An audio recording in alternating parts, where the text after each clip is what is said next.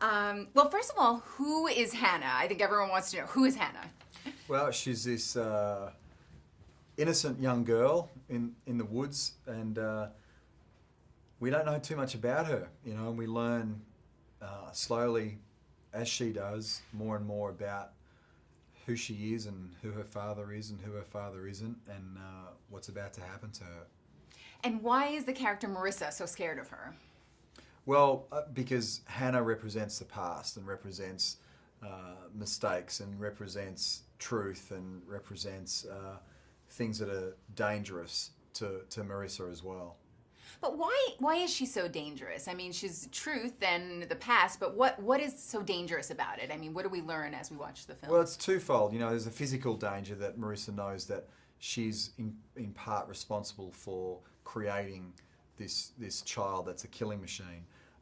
So there is the physical danger, plus there's the danger that Eric and Hanna can uncover Marissa's past, which is only going to hurt her in her career. It's interesting because you say, this child is a killing machine. I mean, I think that says a lot about the movie. Yeah. It's so kind of bold. What did you really, how would you describe that to people? I mean, it's so different than anything you've really ever seen. Yeah, well, I just, the material read is very, very original and fresh, which is getting harder and harder to find.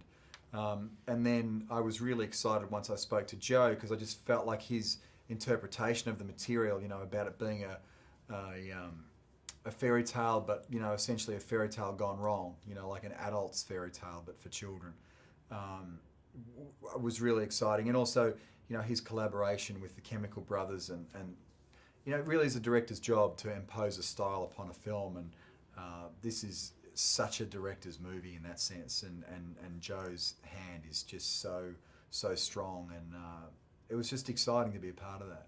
Yeah, you mentioned the fairy tale. I mean, is that something that you guys thought of, like, as you were filming it, or is it sort of something that just kind of was like hanging over you? Because it is really interesting. It's this sort of modern version of a fairy tale. I didn't think about it too much. Joe had explained it to me, and then I just forgot about it because it was a case of, well, that's his thing, and that's his baby. In actual fact, my character is one of the few that sort of almost falls outside of that sort of archetypal fairy tale structure. But it was exciting knowing that was what was occurring, and it's not until you see the finished film that you realise how fully formed that is. What appealed to you about playing Eric? What was it about him?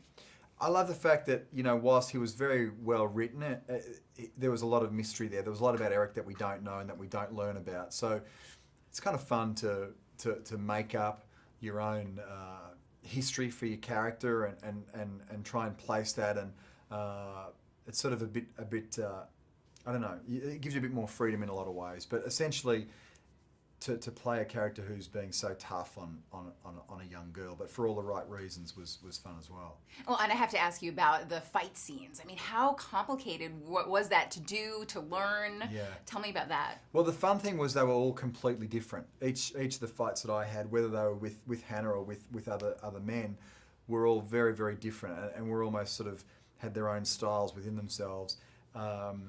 Joe had put a lot of faith in Saoirse and I to really learn our stuff, and then to be able to shoot accordingly and not, cut it up into 1,000 pieces. So you see a lot of the choreography, now particularly for my scene in the subway where I go down and take on those 4 or 5 guys. And he said to me a week beforehand that he was going to do it all in one shot, and it's like, okay, fair enough. So it's just physically it's the same, but it's just more pressure, because you can't hide any mistakes. But it's such a rare opportunity that it's just an honour when you get to do something like that. Yeah, no, you were great. It was amazing. And what was really amazing is that I understand you were a stand-up comic for 10 years. You did a lot of comedy. Yeah. How does that sort of help you in your dramatic roles? Do you use your comedic instincts? I mean, it's hard to see how you would in this film, but... Well, it helps in terms of how you break down material. I think if you've got a stand-up background where you're used to writing all your material, and it's essentially storytelling, and movies the same thing, just a longer version. So it does sort of creep in sometimes when you're reading a script, or when you're breaking down a scene. Oddly enough, it does sort of help you analyse things, and occasionally it helps in between takes.